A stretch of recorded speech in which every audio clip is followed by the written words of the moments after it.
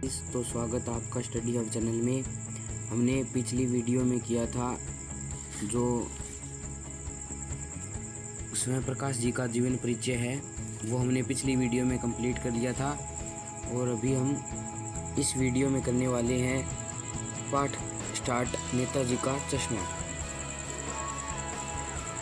तो पाठ में है, सबसे पहले तो मैं आपको बता दूं इसमें एक हवलदार साहब है और कुछ छोटे बच्चे एक पात्र हैं, एक पान वाला भी है और एक नेताजी सुभाष चंद्र बोस जो कि इस पाठ के लेखक में मेन पात्र हैं।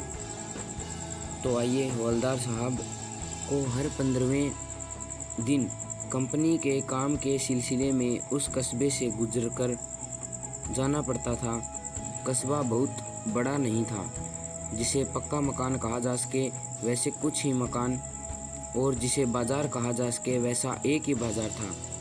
कस्बे में एक लड़कों का समूह, एक लड़कियों का स्कूल, एक सीमेंट का छोटा सा कारखाना, 2 ओपन एयर सिनेमा घर और एक ठो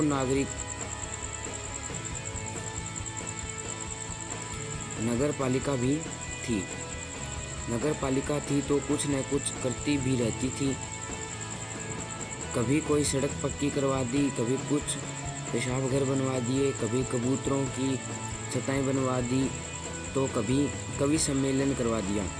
इसी नगर पालिका के किसी उत्साही बोर्ड या प्रशासनिक अधिकारी ने एक बार शहर के मुख्य बाजार के मुख्य चौराहे पर नेताजी सुभाष चंद्र बोस की एक संगमरमर की प्रतिमा लगवा दी। यह कहानी उसी प्रतिमा के बारे में है, बल्कि उसके भी एक छोटे से हिस्से के बारे में है। पूरी बात तो पता नहीं, लेकिन लगता है कि देश में अच्छे मूर्तिकारों की जानकारी नहीं होने और अच्छी मूर्ति की लागत अनुमान और उपलब्ध बजट से कहीं बहुत ज़्यादा होने के कारण काफ़ी समय होप और चिट्ठी पत्री में बर्बाद हुआ होगा और बोर्ड की शासनविधि समाप्त होने की घड़ियों में किसी स्थानीय कलाकार को ही अवसर देने का नियम किया गया होगा और अंत में कस्बे के इकलौते हाई स्कूल के इलाके ड्राइंग मास्टर, मान लीजिए मोतीलाल जी, को ही यह काम सौंप दिया गया होगा, जो महीने भर में मूर्ति बनाकर पटक देने का विश्वास दिला रहे थे।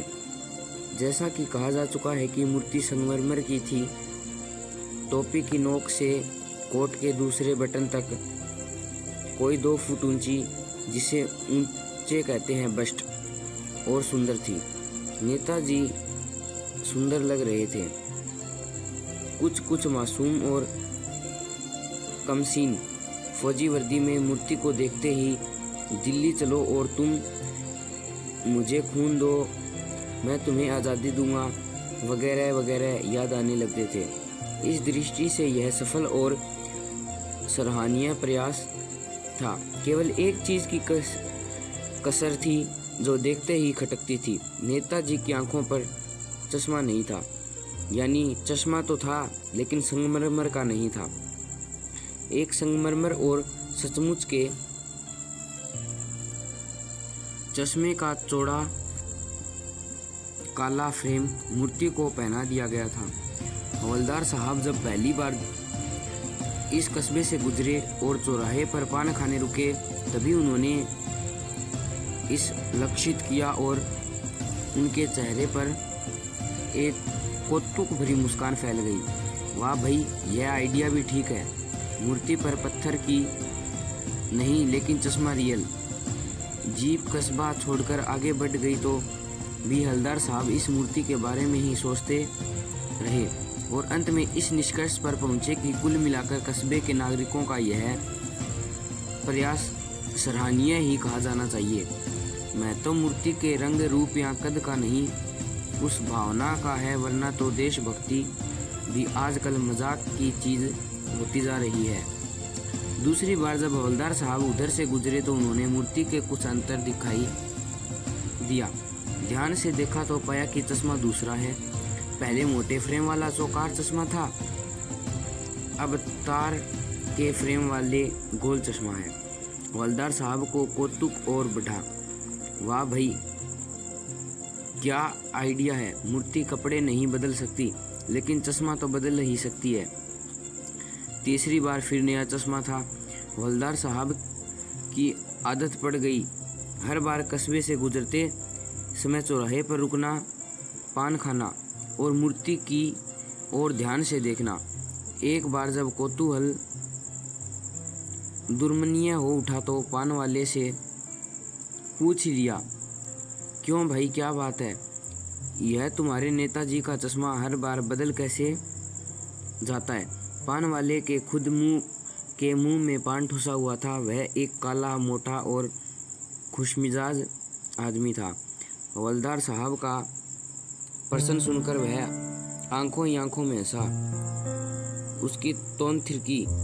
पीछे घूमकर उसने दुकान के नीचे पान थूका और अपनी लाल काली बत्ती सी दिखाकर बोला, कैप्टन चश्मे वाला करता है।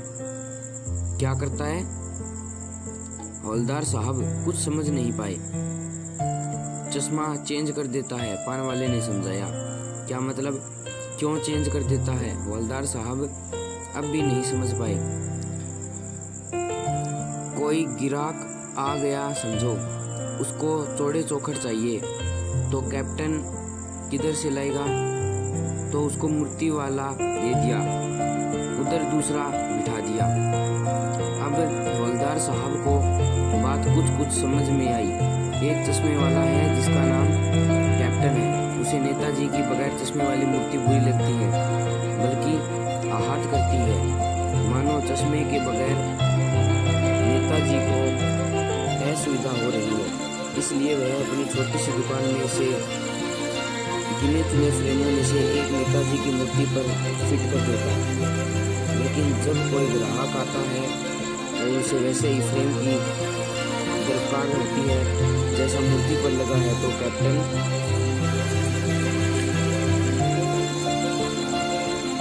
चश्मे वाली मूर्ति पर लगा फ्रेम संभवते हैं नेताजी से क्षमा मांगते हुए लाकर ग्राहक को दे देता है और बाद में नेताजी को दूसरा फ्रेम लौटा देता है।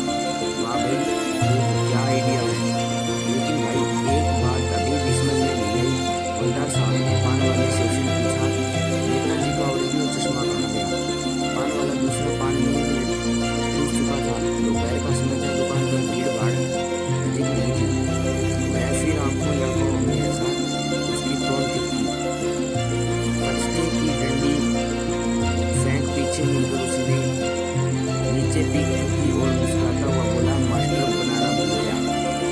पान वाले के लिए यह एक मजेदार बात थी, लेकिन हवलदार साहब के लिए चकित और द्रवित करने वाली।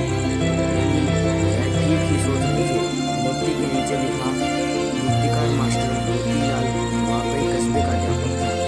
बेचारे ने महीने भर में मूर्ति बनाकर पटक देने का वादा कर दिया होगा,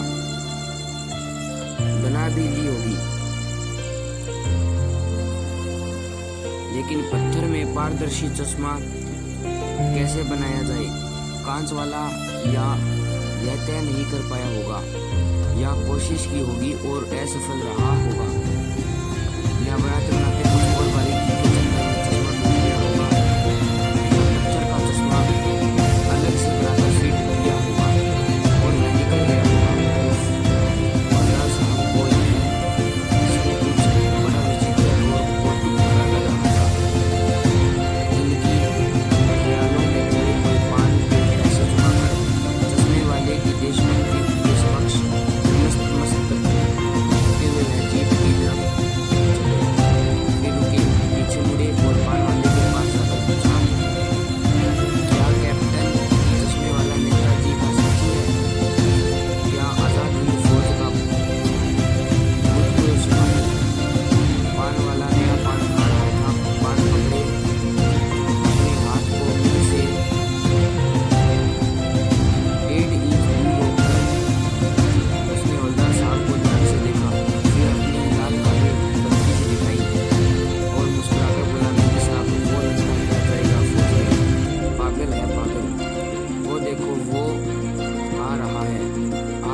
से बात कर लो, फोटो वोटो छपवा दो उसका कहीं।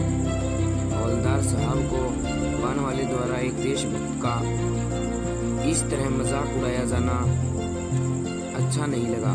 मुड़कर देखा तो अवाक रह गए। एक बेहद बूढ़ा मरियल सा लंगड़ा आदमी, सिर पर गांधी टोपी और आंखों पर काला चश्मा लगाए हुए, एक हाथ में एक छोटी सी संदकूची और दूसरे हाथ में एक बांस पर टंगे बहुत से चश्मे लिए अभी अभी एक गली से निकला था और अब एक बंद दुकान के सहारे अपना बांस टिका रहा था। इस बेचारे की दुकान भी नहीं, फिर फेरी लगाता है। हवलदार साहब चक्कर में पड़ गए। पूछना चाहते थे इसे कैप्टन क्यों कहते हैं, क्या यही इसका वास्तविक नाम है? लेकिन पान वाले ने साफ बता दिया था कि अब वह इस बारे में और बात करने को तैयार नहीं। ड्राइवर भी बेचैन हो रहा था, काम भी था।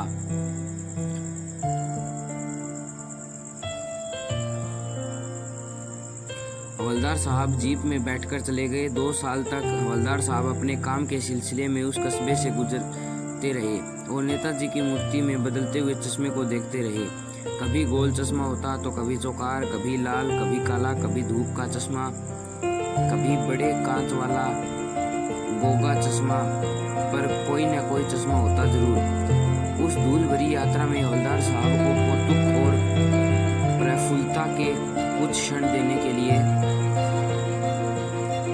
फिर एक बार ऐसा हुआ कि मूर्ति के चेहरे पर कोई भी कैसा भी चश्मा नहीं था। उस दिन पान की दुकान भी बंद थी, चौराहे की अधिकांश दुकानें बंद थी। अगली बार भी मूर्ति की आंखों पर चश्मा नहीं था। हवलदार साहब ने पान खाया और धीरे से पान वाले से पूछा, क्यों भाई क्या बात है, आज तुम्हारे नेताजी की आंखों पर चश्मा नहीं है? पान वाला उदास हो गया। उसने पीछे मुड़कर मुंह का पान नीचे थूका और सिर झुकाकर अपनी धोती के सिरे से आंखों पोंछता हुआ बोला, साहब कैप्टन मर गया। और कुछ नहीं पूछ पाए हवलदार साहब। कुछ पल चुप खड़े रहे, फिर पान के पैसे चुकाकर जीप में आ बैठे और रवाना हो गए। बार बार सोचते क्या होगा इस कौम का जो अपने देश के खातिर घर गृहस्थी, जवानी, जिंदगी सब कुछ देने वाले पर गृहस्थी है और अपने लिए बिकने के मौके ढूंढती है। दुखी हो गए। 15 दिन बाद फिर उसी कस्बे से गुजरे। कस्बे में घुसने से पहले ये ख्याल आया कि